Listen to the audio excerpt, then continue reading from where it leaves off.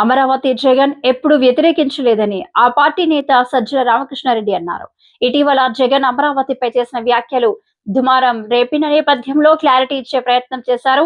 అమరావతిని మనస్ఫూర్తిగా స్వాగతిస్తున్నాం. రాజధానిలోని జగన్ ఇల్లు, పార్టీ ఆఫీసు కట్టుకున్నారు అని అన్నారు. ఆయన పార్టీ కానీ ఆయన మోసే మీడియా కానీ సమాధానం చెప్పాలి. దానికి జవాబు చెప్పచ్చు. ఆయన రైతు చేసిన ఏంటి? నువ్వు తొలి దశ 50,000 ఎకరాలు తీసుకున్నావు. ఆ రైతులకు ఇంతవరకు ఏమి చేయలేదు. దీనికి సంబంధించి అక్కడ ఏది చేయకముందే మళ్ళీ 50,000 ఎకరాలకు వెళ్తున్నావు. ఈ 50,000 ఎకరాలకు సంబంధించి నువ్వు రైతులకు ఇవ్వాల్సిన ప్లాట్లకు సంబంధించి ఇంతవరకు నువ్వు ఒక కనెక్టివిటీ లేదు, రోడ్లు లేవు, ప్లాట్ల రిజిస్ట్రేషన్ లేదు.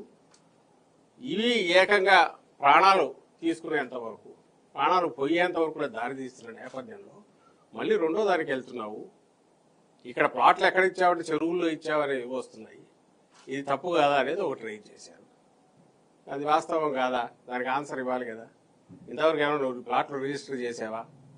లేదా ప్లాట్లకు సంబంధించి ఎవడైనా కొనే రకంగా ఉందా? ఎవరైనా స్పెక్యులేటర్ దాంట్లో ఎంటర్ అయితే కావాలి, లేదా దాన్ని ఏమంటారు స్టాక్ మార్కెట్లో కదా ప్రైసెస్ బాగున్నాయని చెప్పడానికి వీళ్ళే ఇంటర్నల్గా 4-5 ప్లాట్లు తీసుకొని చేస్తే చేయాలి తప్ప ఎవరైనా కొనేట్టున్నారు. ఎందుకంటే దానికి దారులు లేవు,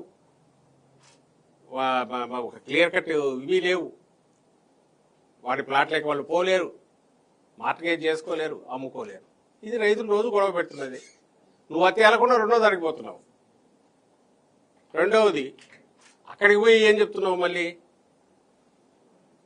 ఆ రెండో దీనికోసం పోయినప్పుడు మన పత్రికలో చూశాము, 1,50,000 రుణమాఫీ వరకు ఆలోచిస్తాము, చేస్తామని. అసలు సాధ్యమా? ఎట్లా చేయగలరు? ఇది భ్రమలో పెట్టడమే కదా. ముందు వీళ్ళ సంగతి తేల్చవా అంటే దానికి తిడుతున్నారు. అలాగే అక్కడికి సంబంధించినంత వరకు కరప్షను క్లియర్గా కనపడుతుంది. జగన్మోహన్ రెడ్డి గారు ఈరోజు రైజ్ చేసిన పాయింట్స్ 19లో అధికారం లేకొచ్చినా కూడా అవే రెలవెంట్ క్వశ్చన్స్. ఎకరాకు 2 కోట్లు, 1,00,000 ఎకరాలు, 50,000 ఎకరాలకైతే 1,00,000 కోట్లు తీసుకురావాలి. అప్పటికి నువ్వు పెట్టింది, మేము 19లోకి వచ్చేసరికి వైఎస్ఆర్సీపీ 5,000 కోట్లు ఖర్చు పెట్టింది. ఈయన మొత్తం 5 ఏళ్లలో ఆయన ఖర్చు పెట్టింది 5,000 కోట్లు. ఇంకా 1,00,000 కోట్లు తీసుకురావాలి. ఇది చేసుకుంటూ పోతే ఎప్పటికి తెగుతుంది, ఎక్కడికి వెళ్తుంది? కాబట్టి ఇది సాధ్యం కాదు. ఈ ప్రాజెక్టు ఇక్కడ ఇట్లాగైతే సాధ్యం కాదు.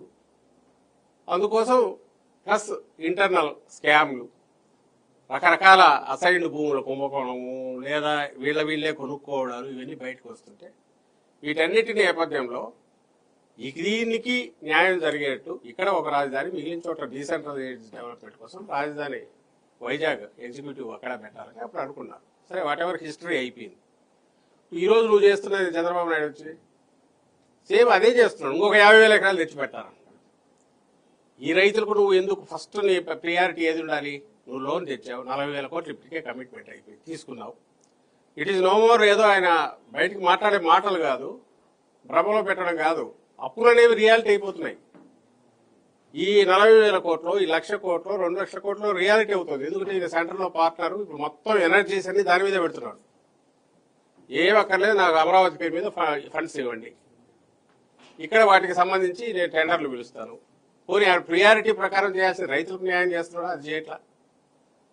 ఇమ్మీడియట్ బిల్డింగ్లు వీటిని పిలుస్తున్నారు టెండర్లు. వాటిలో లేదా ఎత్తిపోతలు 3,000-4,000 కోట్లు ఎత్తిపోతలు పెడుతున్నారు. సో బిల్డింగ్లు ఎట్లా కడుతున్నారు అవి చూస్తుంటే మీరే గమనిస్తారు. 50 లక్షల ఎస్ఎఫ్టీ సెక్రటేరియట్ అంట. అది ఏదో ఐకానిక్ టవర్స్ పేరుతోనే ఏదో అనుకుంటా, 5-6 టవర్స్ కడుతున్నాడు. 50 లక్షల ఎస్ఎఫ్టీ. ఇప్పుడు తెలంగాణ సెక్రటేరియట్ లేటెస్ట్. మన సెక్రటేరియట్ ఆల్రెడీ ఎగ్జిస్టింగ్ ఉండేది ఉంది. హెచ్ఓడీస్ లేరు, అంటే హెడ్ ఆఫ్ డిపార్ట్మెంట్స్ లేదని మిగిలిన గవర్నమెంట్ ఉంటుంది. 6 లక్షల ఎస్ఎఫ్టీ టోటల్ మొత్తం నాకు తెలిసి. ఇంకా కొంత ఖాళీ కూడా ఉన్నట్టుంది దాంట్లో. హెచ్ఓడీస్ కలిపితే కూడా తెలంగాణలో కలిపి పెడితే వాళ్ళది నాకు తెలిసి 10 లక్షల ఎస్ఎఫ్టీ ఎంతో ఉన్నట్టుంది. మరి 50 లక్షల ఎస్ఎఫ్టీ ఒక స్టేట్ గవర్నమెంట్కు సెక్రటేరియట్ 50 లక్షల ఎస్ఎఫ్టీ అంటే ఇది లార్జర్ కాంట్రాక్ట్ పెద్దది అయితే దాని ఎస్ఎఫ్టీ రేట్ ఎంత? 10,000-11,000 పే చేసేది. ఎక్కడైనా ప్రపంచంలో ఆ రేట్లు ఉన్నాయా?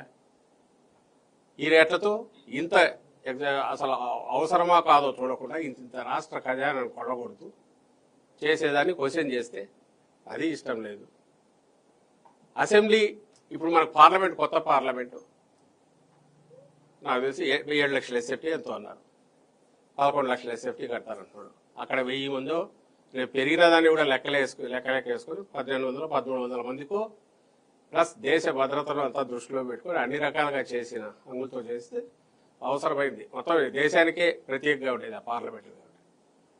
నీకు అది 7 లక్షల ఎస్ఎఫ్టీ అయితే ఇక్కడ 11 లక్షల ఎస్ఎఫ్టీ, ఇంకా హైకోర్టు 22 లక్షల ఎస్ఎఫ్టీ. అసలు అది అంటే పెద్ద ప్రాజెక్టు పేరు చెప్తే ఎక్కువ దీంతో పిలవచ్చు, ఎక్కువ పే చేయొచ్చు, మొబిలైజేషన్ అడ్వాన్స్ ఇవ్వడము, దాంట్లో వచ్చి తీసుకోవడం. 30,000 కోట్లు అయిపోతాయి, 40,000 కోట్లు అయిపోతాయి. ఎత్తిపోతల పేరుతో 3-4 వేల కోట్లతో రిజర్వాయర్లు ఇవి కడుతున్నారు. ఇది ఎక్కడికి దారి తీస్తుంది, ఎక్కడికి పోతుందో తెలియట్లా. అన్నిటికంటే ముఖ్యంగా మళ్ళీ ఫార్మర్స్ ఇష్యూనే వస్తుంది.